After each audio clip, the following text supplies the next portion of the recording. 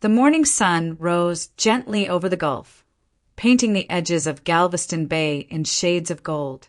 The road curved along the coast, and the steady hum of Beatrice Coleman's old sedan filled the silence.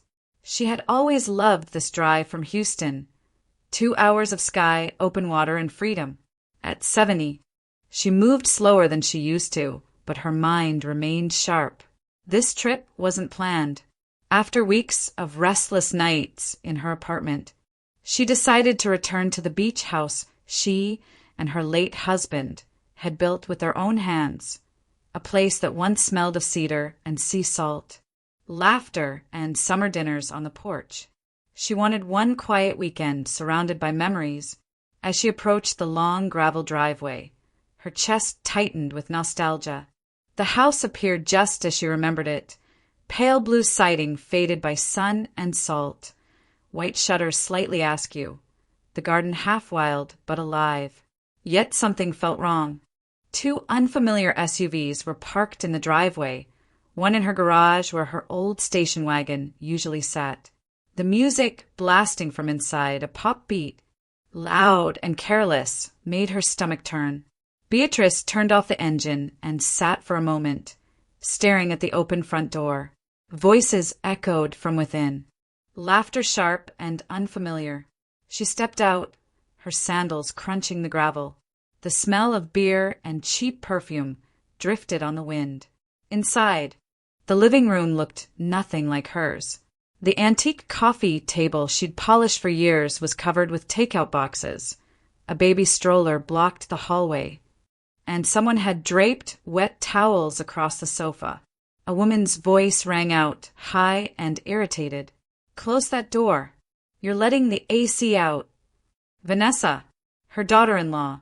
Beatrice froze as Vanessa appeared from the kitchen, wearing a silk robe and holding a glass of orange juice.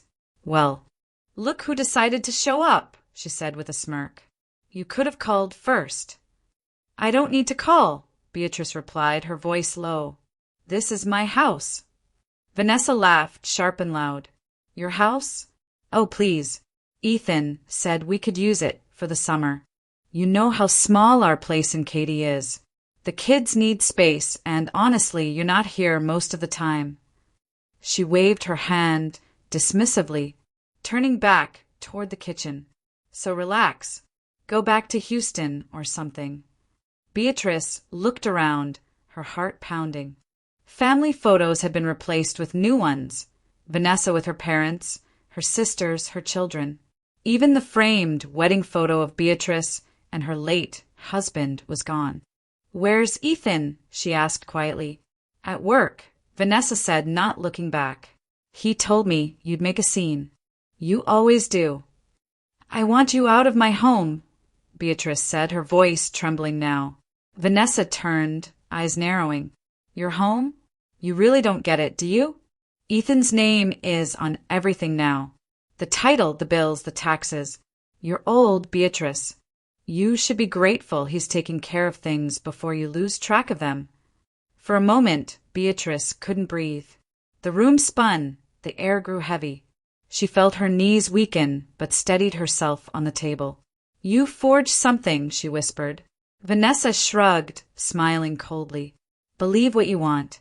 But unless you have proof, I'd suggest leaving before things get uncomfortable. My family's here for the weekend, and we don't need drama." Her laughter followed Beatrice to the door. Outside, the sea breeze no longer smelled of salt and sun. It carried the sour sting of betrayal. Beatrice walked back to her car in silence, her reflection trembling in the windshield. For 70 years, she had weathered storms, buried a husband, raised a son, and built a life from nothing. But nothing had prepared her for this, being erased from her own home. She started the engine, hand shaking, and drove away slowly. In the rearview mirror, her house stood bright and loud against the horizon. No longer hers, not for now. The radio played softly, but she didn't hear it. Her thoughts were already gathering like a storm far out at sea. That night, the air along the coast carried the scent of rain and salt. Beatrice sat by the window of a small beachfront inn, its sign flickering faintly against the dark.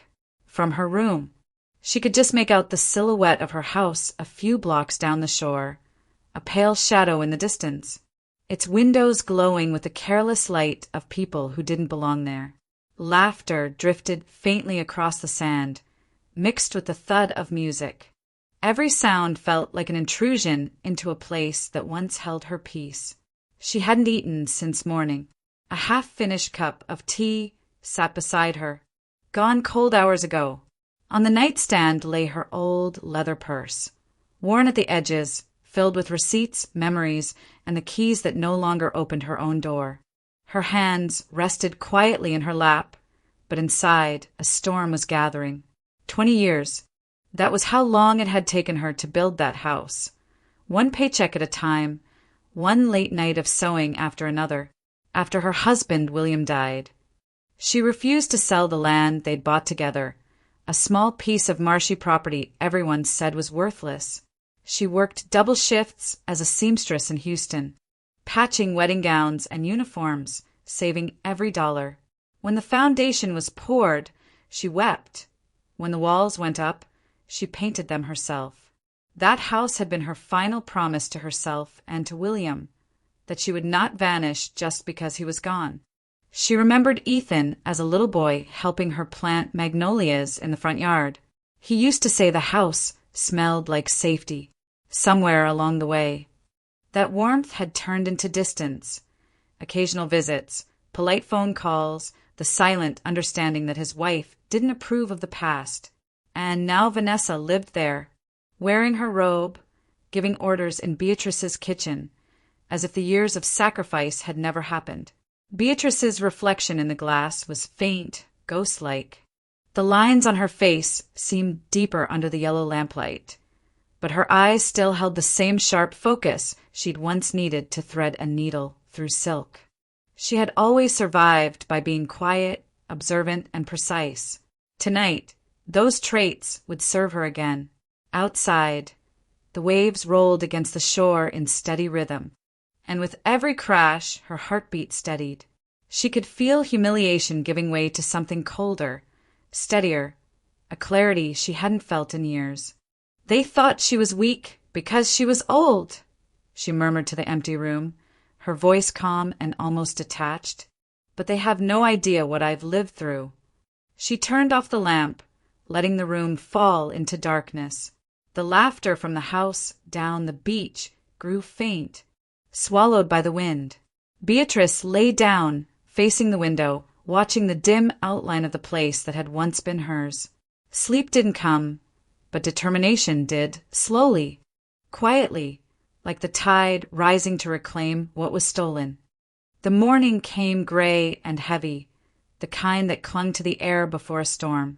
Beatrice drove back to the house with her heart pounding in rhythm with the windshield wipers. She told herself she was only going to collect a few personal things: her late husband's watch, her birth certificate, the small jewelry box that had belonged to her mother. Nothing more. She didn't want confrontation.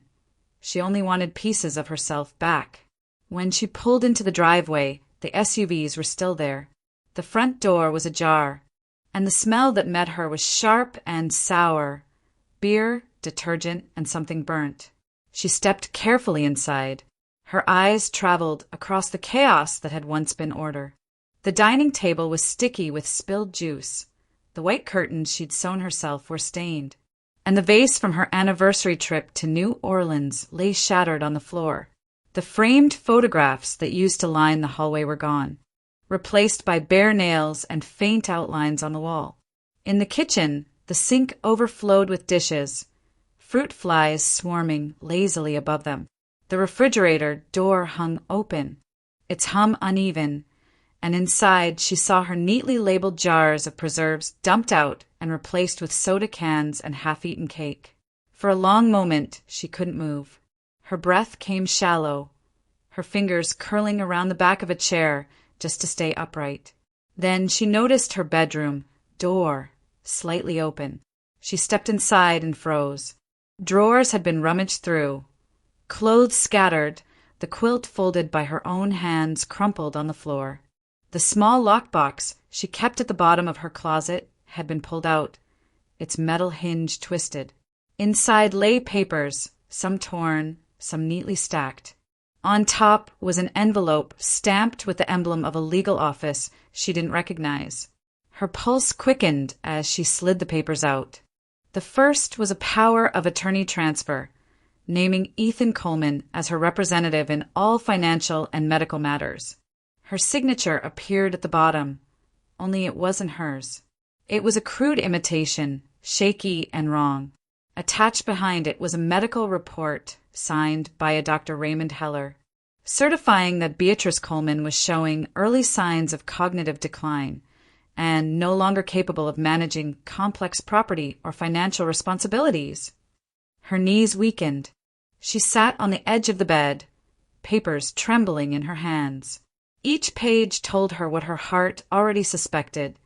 This wasn't an accident or misunderstanding. This was orchestrated. Someone had gone to the trouble of fabricating medical evidence, forging signatures and filing legal transfers. For a moment, Beatrice could hear only the muffled sound of the waves outside and the ticking of the ceiling fan. The humiliation from the day before turned into a slow, controlled fire inside her chest. She placed the documents back into the folder, her hand steady now. "They planned this," she whispered, staring at the doorway. "Every bit of it." Her reflection in the mirror across the room met her gaze. Shoulders straight, eyes cold, grief hardened into resolve. She folded the papers neatly, slid them into her bag, and walked out without looking back. The laughter and music from the living room faded behind her as she stepped into the light. The wind carried the scent of salt and rain, and for the first time in days, Beatrice didn't feel powerless. She felt awake. The sky had turned a washed-out blue by the time Beatrice parked a few houses down from her own. She hadn't meant to come back, but something inside her refused to let the matter rest. The papers she'd found were too detailed, too deliberate. She needed to understand how far the betrayal went, and who had helped it happen, leaving the engine running. She slipped out quietly and followed the narrow sidewalk that ran along the beach road. The wind carried voices, faint at first, then sharper as she drew near. Through the open kitchen window, she recognized Vanessa's tone, high and impatient, the way it always was when she wanted to be obeyed. "I told you, Mom." "It's already done," Vanessa said, her voice edged with irritation.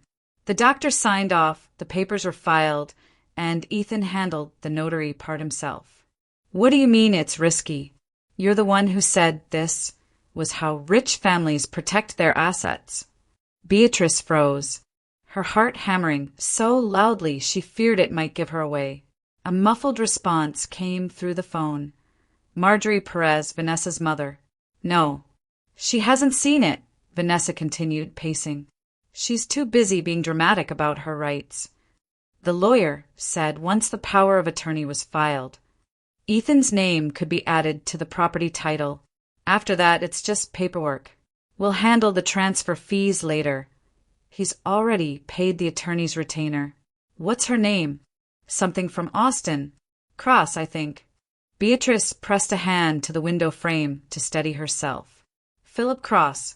She didn't know the name yet, but it burned into her mind like a match striking in the dark. Inside, Vanessa laughed, low and satisfied. "Mom, we're talking about a $600,000 house just sitting there empty. She can't live forever. Ethan deserves something for once. Don't start with the guilt trip. This is practical." Beatrice's throat tightened. Her own son's name spoken like a weapon. Ethan had signed. He had allowed this. She stepped back slowly, careful not to let the gravel crunch beneath her shoes. The ocean roared faintly in the distance, waves collapsing against the shore, but the sound barely reached her. All she could hear was Vanessa's voice echoing in her mind. "It's already done." The air seemed colder now. Beatrice turned away from the house, walking down the quiet street toward her car. Each step steadied her. The shock that had hollowed her out since yesterday was beginning to shift into something else. Something sharper, more precise. She opened her car door, sat down, and rested her hands on the steering wheel. Her breath came slow and measured. In her lap, the stolen folder of documents felt heavier than before, like evidence waiting for judgment. For 70 years she had believed in decency, in family, in fairness. That belief had been used against her. But there was still one thing she hadn't lost, her understanding of how the world worked when you refused to bow. Her voice, when it finally came, was calm and certain. "If they want to play the law," she said, staring at her reflection in the rearview mirror, "they'll face it." The engine started with a soft growl. As Beatrice drove away from the house, the light of the morning flared against the windshield, and for the first time since the betrayal began, she didn't look broken. She looked deliberate. Monday morning arrived clear and bright, the kind of Texas day that made the air shimmer above the asphalt. Beatrice had barely slept, but her mind felt sharper than it had in years. She drove downtown to the Chase branch on Market Street, her folder of documents resting on the passenger seat like a silent witness. The building's glass doors reflected the sea light as she walked in, her steps slow but purposeful. The young teller at the front desk smiled politely until Beatrice laid her identification on the counter. "I need to see the branch manager," she said. "It's about my accounts." Her tone left no room for delay. Within minutes, she was escorted to a quiet office where a man in his 40s rose from behind a polished desk. "Mrs. Coleman," he greeted warmly, offering a hand. "I'm David Myers, the branch manager. How can I help you today?" Beatrice sat, setting the folder in front of her. "Someone tried to access my property and finances without consent. I want to confirm that all of my accounts are secure." His brow furrowed slightly. "Of course. Let's take a look." As he typed, the hum of the computer filled the silence. "Your accounts are active and untouched," he said finally. "You have 3 savings accounts totaling around $120,000, and your CD hasn't been withdrawn." But he hesitated, scrolling further. "Someone recently attempted to request online access to your main account, an Ethan Coleman. Is that your son?" Beatrice's hands clasped together in her lap. "Yes," she said quietly, "and he had no right." David leaned back, his expression tightening with concern. "Mrs. Coleman, if there's been an attempt like that, I'd strongly recommend placing a temporary freeze on all accounts until we verify authorization. It's common in elder exploitation cases." The word exploitation lingered in the air. Beatrice met his eyes steadily. "Do it," she said. "Freeze them." He nodded and began entering the order. "You'll still have access personally, but no one else can move a cent without your signature in person. I'm also obligated to report this as a potential fraud attempt, which may help you legally if this escalates." Beatrice's voice was calm. "It already has." When the forms were printed, David hesitated again. "If you're considering legal action, there's someone I think you should talk to. He's one of the best attorneys in elder law, handles cases just like this. His name's Philip Cross, based out of Austin. We've referred several clients to him over the years." Beatrice raised an eyebrow. "Cross." The name felt familiar. Vanessa had mentioned it during that overheard call. Fate, it seemed, had a cruel sense of irony. David continued, oblivious. "He's direct, meticulous, and doesn't take advantage of clients. I'll have his office contact you today. In the meantime, we should request a cognitive competency letter from your physician to prove your capacity. That'll nullify any forged reports they've filed." Beatrice nodded slowly. "I'll handle that this afternoon." As she signed the freeze order, she felt something inside her shift. For the first time since stepping into her ruined house, she wasn't reacting, she was acting. Every movement, every signature was deliberate. David handed her a copy of the documents. "You've got more strength than most people I meet, Mrs. Coleman." Beatrice offered a faint smile, slipping the papers back into her folder. "Strength's all that's ever kept me alive," she said. Outside, the sun had climbed higher, glinting off the bay. Beatrice paused beside her car, watching the waves crest and break beyond the parking lot. The humiliation of the past days had hardened into focus. She wasn't powerless anymore. She was preparing for war, and this time she would fight with precision. The office of Philip Cross overlooked the Colorado River, sunlight spilling across shelves of neatly stacked legal binders. It was a space that spoke of order, quiet, efficient, and unsparing. Beatrice sat in the chair opposite his desk, her folder open, the contents arranged in precise stacks. Her hands didn't tremble anymore. Philip Cross, a tall man with silver at his temples and the posture of someone who had once served in uniform, studied each page in silence. Every so often he underlined something, his pen moving with steady precision. When he finally looked up, his expression was grim. "You were right to act quickly," he said. "This is not a misunderstanding, Mrs. Coleman. It's a full-scale exploitation attempt." Beatrice met his gaze evenly. "Tell me everything." He leaned back slightly. "Based on what you've shown me, I can identify 5 separate offenses. 1, trespassing. They entered and occupied your property without legal permission. 2, theft. Removal and destruction of personal belongings. 3, fraud. Forging a power of attorney to claim control of your estate. 4, forgery. Falsifying your signature and the medical certification. And 5, elder abuse, both financial and emotional, under Texas Penal Code, Chapter 32. His words fell like the measured beats of a gavel. Beatrice listened without interruption, her expression calm, almost detached. Philip continued, "We'll start with 3 immediate actions. First, file for an eviction order in Galveston County Court to remove them from the property. Second, submit a police report with the forged documents as evidence. This will trigger an investigation. Third, we'll file a medical falsification complaint against Dr. Raymond Heller with the Texas Medical Board. Once those are in motion, we'll pursue a civil suit for damages." Beatrice nodded slowly. "How long will it take?" "Eviction can be processed within 72 hours once approved by a judge," he said. "But the rest, the fraud and elder abuse, will take months. You need to be prepared for that." Her voice was steady. "I waited 20 years to build that house. I can wait a few months to reclaim it."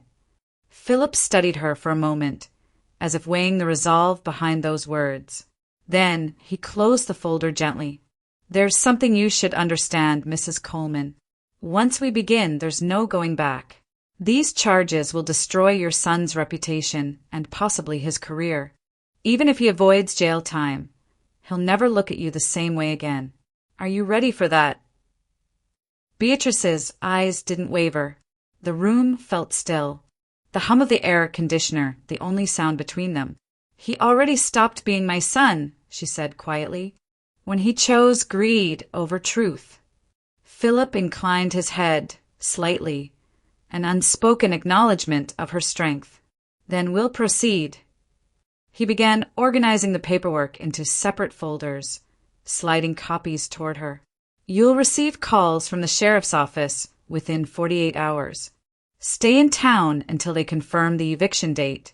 I'll handle everything else."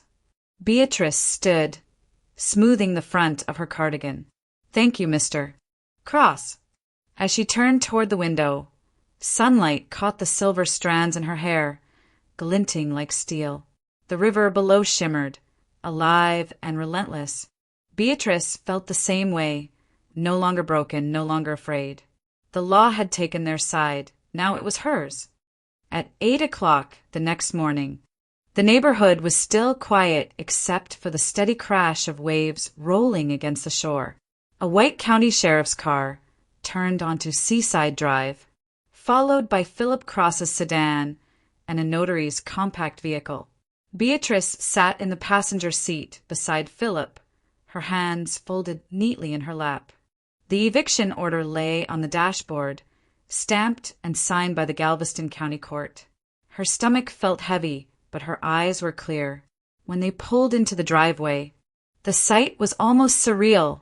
Her home, the place she had built with her own hands, filled with the clatter of silverware and the smell of frying bacon. Through the open kitchen window, she could hear laughter, Vanessa's voice bright and careless. Philip stepped out first, handing a manila folder to the sheriff. "Everything's been approved," he said quietly. The sheriff, a large man with calm eyes, nodded. "We'll handle it from here, ma'am," he told Beatrice. "You just stay close." They walked up to the porch together. The sheriff knocked firmly, 3 times. Inside, chairs scraped. Vanessa appeared at the door, her robe loosely tied, a cup of coffee in hand. The moment she saw the uniforms, her expression shifted from irritation to unease. "Mrs. Vanessa Coleman?" the sheriff asked. "We're here to serve an eviction order issued by the Galveston County Court. You and your family are required to vacate the premises immediately." Vanessa blinked, her face pale. "What? You can't just. This is a mistake. My husband owns this house." Philip's voice cut in, smooth and unyielding. "No, ma'am. Your husband attempted to file fraudulent ownership documents using a forged power of attorney and a falsified medical report. The property remains under Mrs. Beatrice Coleman's name. You're trespassing." The word forged hung in the air like a verdict. Vanessa's grip on the coffee cup faltered. It clattered to the floor, spilling dark liquid across the porch. "No, that's not. This isn't happening," she shouted, turning toward the kitchen. "Ethan! Ethan! Get out here!" From down the hallway came hurried footsteps. Ethan appeared, hair disheveled, still in his work shirt. His gaze darted from the sheriff to Philip, then finally to his mother, standing silent near the steps. "Mom," he said, disbelief thick in his voice. Beatrice didn't answer. She simply looked at him, long enough for him to see everything she wasn't saying. The sheriff read the order aloud. "Under Texas Property Code Section 24, you are hereby instructed to vacate immediately. Failure to comply may result in arrest for trespassing and property fraud under Penal Code, Chapter 32. Ethan's face drained of color. "Fraud," he repeated, his voice cracking. Philip stepped forward, his tone professional but firm. "Attempted property fraud, Mr. Coleman. You signed documents you knew weren't legitimate." Vanessa rounded on him. "You said she'd never find out. You said it was just paperwork." "Vanessa, stop!" Ethan snapped, but it was too late. The officers were already gathering evidence, photographs, the torn lockbox, the copies of falsified reports. Beatrice stood still, the breeze lifting a strand of her gray hair. She watched her son's shoulders slump as the realization set in. Around them, neighbors began to peek from behind curtains, drawn by the flashing lights of the sheriff's car. The humiliation was public now, exactly as the betrayal had been private. When the sheriff handed Vanessa a final copy of the order, her hands shook so badly she could barely hold it. "You can't do this," she whispered. Beatrice finally spoke, her voice quiet but steady. "I didn't do this. You did." Vanessa looked at her as if struck, tears brimming, but Beatrice didn't flinch. The family began packing under police supervision, their voices sharp and panicked. Ethan turned once more toward his mother, eyes red. "Mom, please, we can fix this." But Beatrice only shook her head. "Some things you can't fix, Ethan. You can only face them." The sheriff signaled that the process was complete. Philip nodded at her, and they turned toward the car. As Beatrice stepped off the porch, she looked back one last time. Her son stood in the doorway, small and lost, framed by the home he had nearly stolen. She didn't feel triumph, only the heavy ache of truth. But in that ache there was also power. For the first time in months, the house behind her was hers again. And the law, like the tide, had finally come to her side. The sound of chaos filled the house as the sheriff's deputies supervised the final minutes of the eviction. Drawers slammed, suitcases thudded against the floor, and Vanessa's voice cracked through the air, alternating between anger and panic. Marjorie Perez, her mother, shouted instructions from the porch, while one of Vanessa's sisters cried as she tried to gather the children's toys. The place that had once been filled with order and quiet grace now looked like a battlefield. Bits of paper, broken dishes, and the echo of arguments spilling through every room. Beatrice stood near the front door, motionless, her arms folded loosely across her chest. The officers avoided her eyes, busying themselves with their paperwork. Philip waited near the gate, speaking with the notary. Only Ethan remained in the hallway, his head lowered as he helped Vanessa pack the last of their clothes. "Ethan," Beatrice said softly. Her voice was calm, but it carried a weight that silenced the room. He turned, eyes rimmed with exhaustion and shame. "Mom, please," he started, his tone desperate. "We don't have to do this here. We can talk, just you and me. We can fix it quietly as a family." Beatrice's gaze didn't waver. "Families protect," she said, her voice quiet but sharp. "Not steal." He ran a hand through his hair, frustration breaking through. "You don't understand the pressure I've been under. The mortgage, the kids' tuition. Vanessa just wanted to help. We were drowning. And you were sitting on a paid-off house you never even used." She looked at him for a long moment before answering. "You think I don't know about pressure? I buried your father with $12 left in our checking account. I worked double shifts for 20 years so you could go to college. Every brick in this house cost me a night's sleep, and you used that to justify betrayal." Ethan flinched, his eyes darting away. "It wasn't supposed to go this far," he muttered. "Vanessa said it was just paperwork, that it would make things easier later. I didn't mean to hurt you." Her words came slowly measured. "You didn't betray me for money. You betrayed me because my success reminded you of your failures." He looked at her then, really looked, at the steadiness in her face, the calm authority that came not from anger but from endurance. For a moment he seemed to shrink beneath it. "That's not true," he said, but his voice lacked conviction. Beatrice stepped closer, close enough that he could see the fine lines around her eyes, the quiet strength behind them. "It is true, Ethan. You wanted what I had, but you didn't want to earn it. And when you realized you couldn't take it from the world, you decided to take it from me." The silence that followed was thick and final. Even Vanessa, red-eyed and furious, said nothing. The deputies moved them toward the door, carrying boxes and bags, their voices subdued now. Ethan stood at the threshold, turning back one last time. "Mom," he whispered, "I'm sorry." Beatrice didn't answer. She simply nodded once, a small gesture that held no forgiveness, only acknowledgement. When the last car pulled away, Philip joined her on the porch. "Are you all right?" he asked quietly. She watched the dust settle on the empty driveway, the sound of the waves returning to fill the silence. "No," she said, "but I'm standing." The wind lifted the hem of her cardigan as she looked toward the horizon. The house was bruised, the heart behind it fractured, but it was hers again. And in that stillness, she held the kind of power that didn't need to be spoken to be understood. The days that followed felt strangely quiet. The storm had passed, but its echo lingered in every room of the house. Beatrice spent the first morning after the eviction sitting at her kitchen table, the same spot where she had once taken her coffee beside William.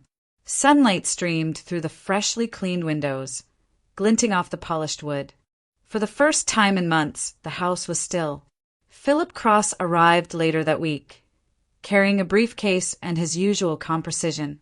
"We'll need to reestablish everything legally," he said, laying out a neat stack of papers.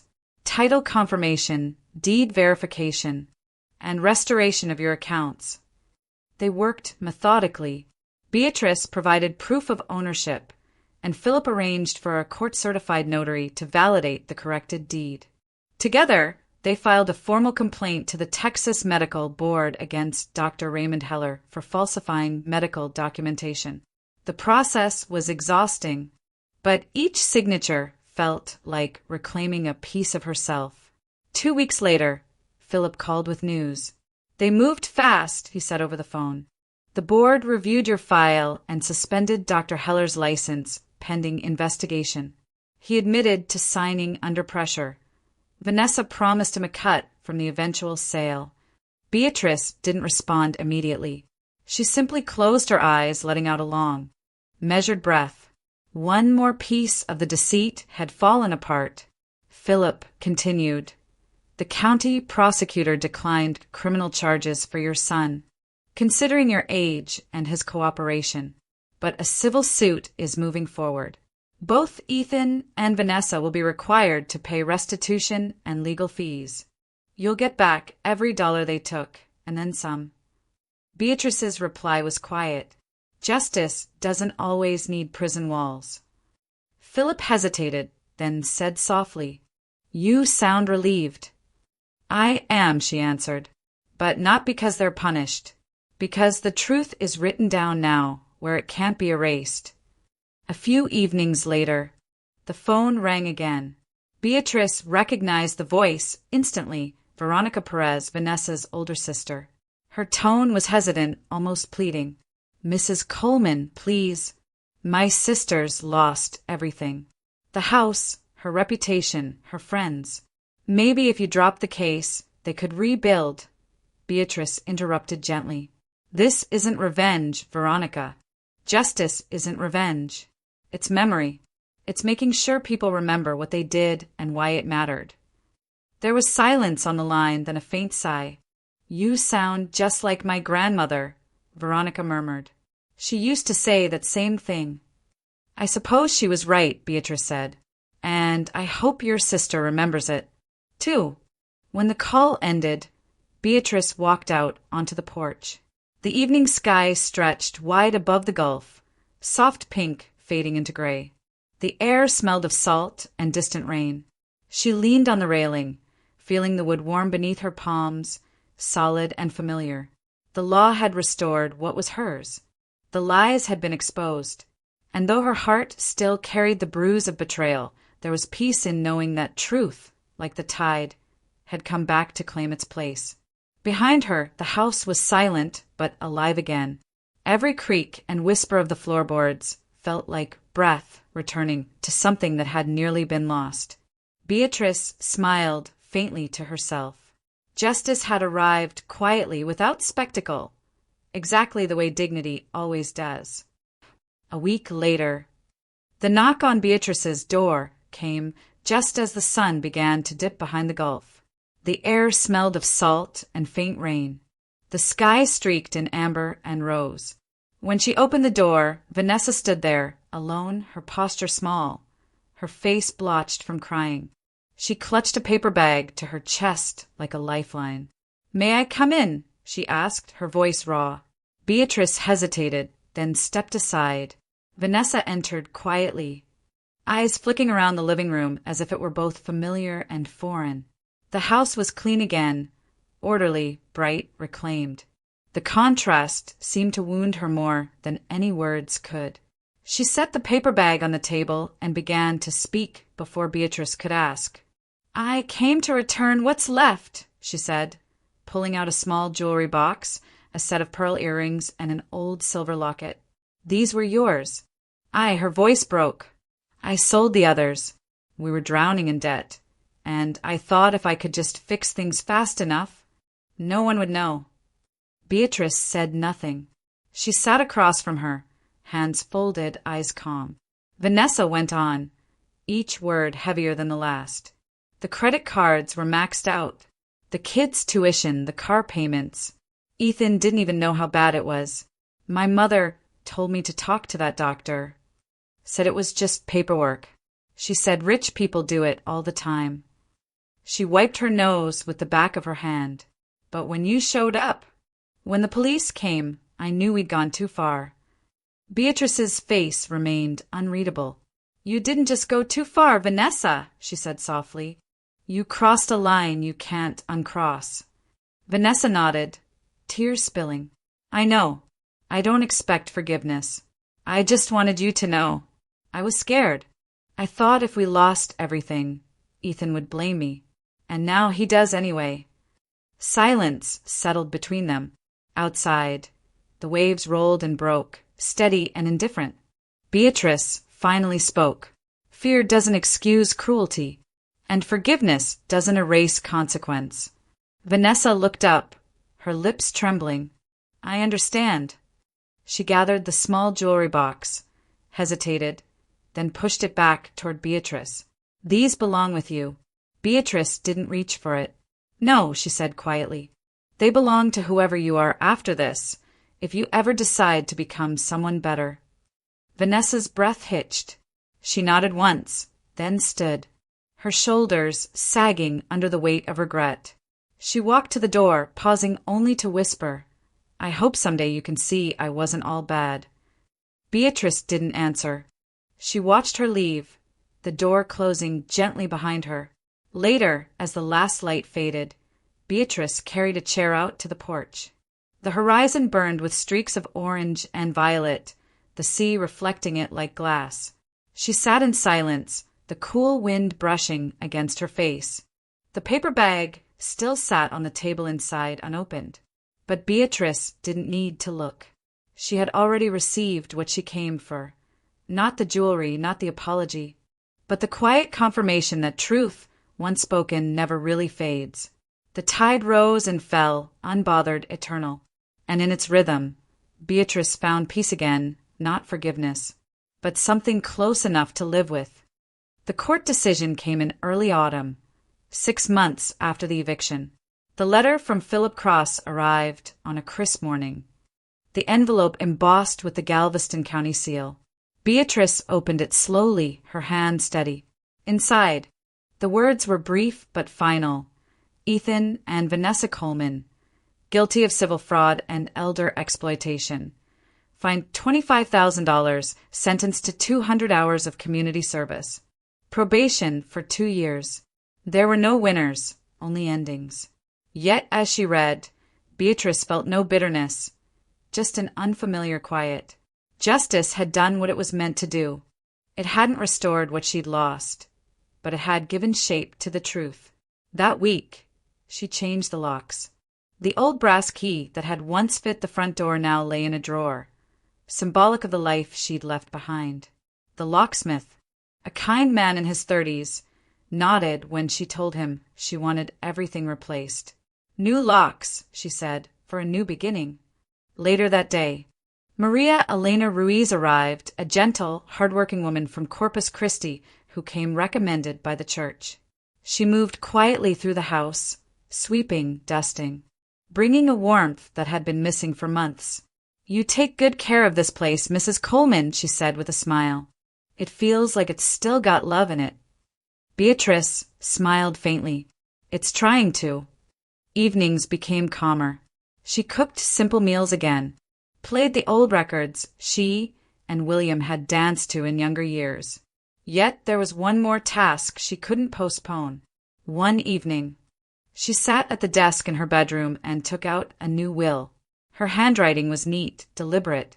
I, Beatrice Coleman, leave my property at 212 Seaside Drive to the Galveston Coastal Relief Foundation to fund shelter for women rebuilding their lives.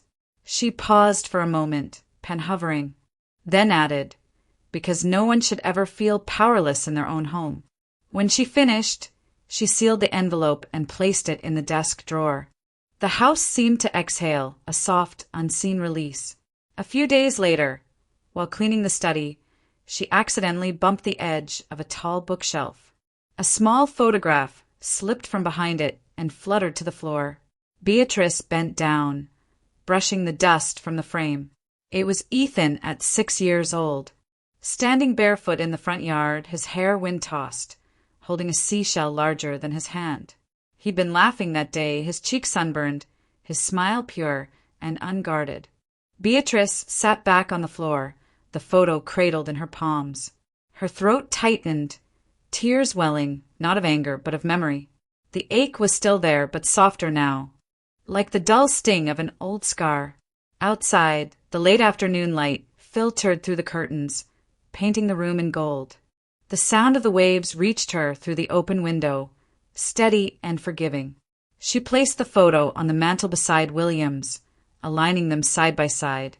For a long moment she simply watched them, the boy her son once was, and the man who had loved them both. The house felt full again, of silence, of history, of peace. And as Beatrice rose to close the window, she whispered to the wind, "It's yours now, William. We built it right, after all." A year passed. The Gulf had gone through its cycles of storm and calm, and so had Beatrice. The house at Seaside Drive no longer echoed with emptiness. It hummed quietly with the rhythm of ordinary life. Maria Elena tended to the garden, coaxing hibiscus and rosemary into bloom, while Beatrice spent her mornings by the window, writing letters for the charity foundation that now bore her name, the Coleman Home Fund, a shelter for widows and displaced women along the Texas coast. One mild afternoon in late May, she was trimming the roses when she heard the crunch of tires on gravel. A black pickup stopped at the gate. For a moment, her heart hesitated, the way it once had when the mailman brought bad news. Then she saw him, Ethan, standing by the fence, his posture uncertain, one hand gripping the top rail as though it might steady him. He looked older, thinner. Life had carved humility into the lines of his face. For a long moment, they just looked at each other through the soft breeze and salt air. "Mom," he finally said. His voice was low, almost careful. "Can I talk to you?" Beatrice nodded once. "You can come in." He followed her up the path toward the porch, every step measured, his eyes taking in the house he had once tried to claim. It had changed, fresh paint, a new door, curtains drawn back to let in light. It looked more alive now, as if time had chosen sides. Inside, she poured coffee for both of them. The silence between them wasn't hostile, it was simply full. Ethan cleared his throat. "I wanted to say, I'm sorry. For everything. For believing Vanessa. For the lies. For putting you through all that. I didn't realize how much I'd lost until it was gone." Beatrice studied him quietly. The apology was genuine. She could hear it in the tremor of his voice, but she also knew that forgiveness was not a transaction. It was a road. "You hurt more than just yourself," she said softly. "You broke something that doesn't fix with words." He nodded, eyes wet. "I know. I don't expect you to forgive me. I just didn't want to leave it like it was. Vanessa and I were separated now. She's in counseling. I'm doing the service hours. It's humbling work. Mom." Her expression didn't soften, but her tone did. "That's good. Maybe humility's the first step toward grace." He gave a faint, shaky laugh. "I guess I had to lose everything to see it." Beatrice leaned back, her gaze drifting toward the window where the afternoon sun poured through. "Forgiveness takes time," she said simply, "and time has a way of deciding what deserves to stay." Ethan nodded again, understanding that was all she would offer for now. It was not rejection, it was honesty. Before leaving, he turned at the doorway. "Can the kids come by sometime? They ask about you a lot." Beatrice hesitated, then smiled faintly. "They can come." That weekend, two small figures appeared on the porch, a boy and a girl, clutching drawings and shy smiles. Beatrice knelt to greet them, her voice gentle. They called her Grandma B, their laughter ringing through the halls like sunlight breaking open the dark. The house, once heavy with silence, filled again with the sound of new beginnings.